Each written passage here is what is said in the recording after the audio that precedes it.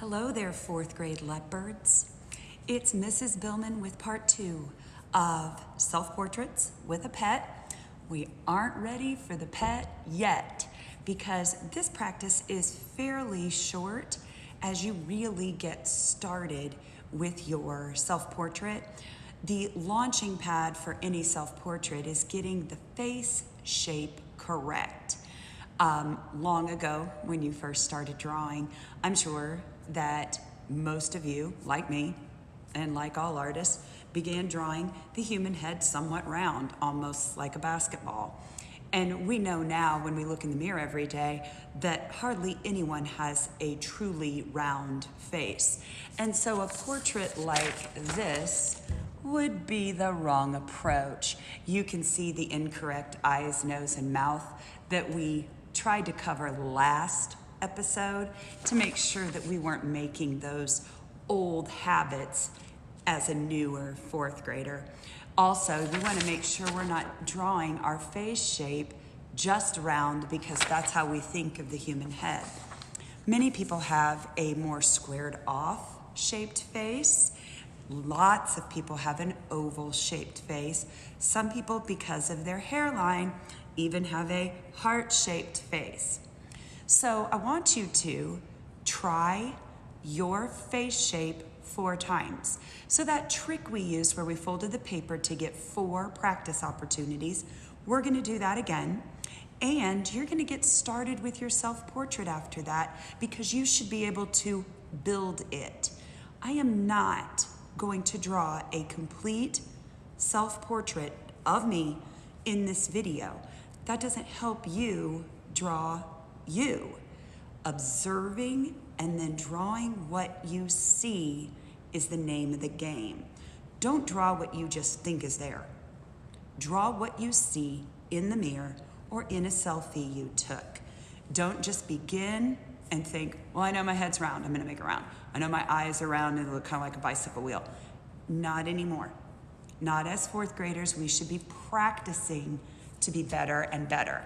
So I'm gonna do this earthquake thing where I move the camera again and where I, of course, have to make sure that it really is above what I need it to be above. There is my white paper. So I'm going to fold and I am going to make sure I have my mirror ready or make sure I have a selfie ready so that I can see myself. And I'm gonna practice the shape of my face 4 times. I've got 4 rectangles, I've got 4 practice spaces. You can sketch this, you can draw it with a simple line, but I know from observing my own face several times that my hairline gives me a more heart-shaped face, which is mostly oval, almost shaped like a pistachio. My chin has a little bit of a bump, but I could probably make that a little bit better, and that's what practice is for.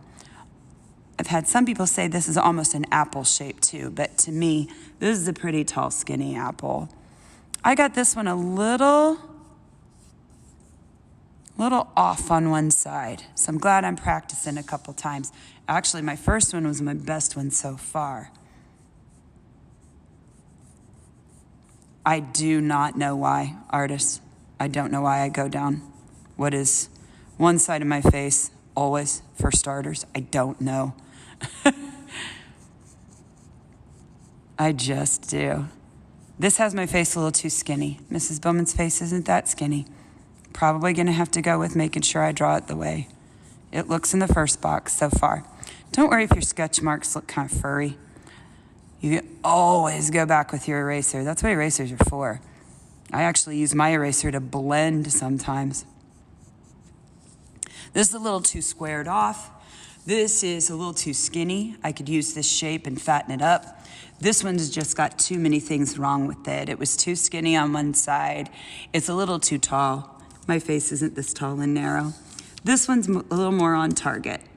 So probably gonna make sure that I try for this.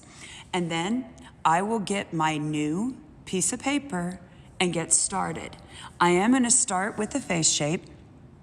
And then I typically start with, on my own self-portraits, I start with the nose or I start with the eyes.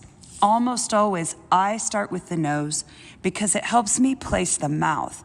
And then the nose helps me place the eyebrow, which tells me where the eyes go. You may not find it to be easy that way. You do whichever part guides you through the rest of your facial features. So as you start building, you want to make sure you look in the mirror to do what I said earlier. Make sure you are drawing what you see, not what you think is there. And go back with your eraser. Feel free to do that. You will notice I don't have a pet in my self-portrait yet. That is the next lesson. So as you work on appropriate face shape, then place whichever feature you wish to start with.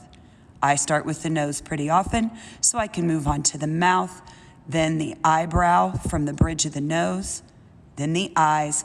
I always do the hair last. Good luck, leopards. Get started well by starting slowly, patiently, and with an eraser handy, because we all make mistakes.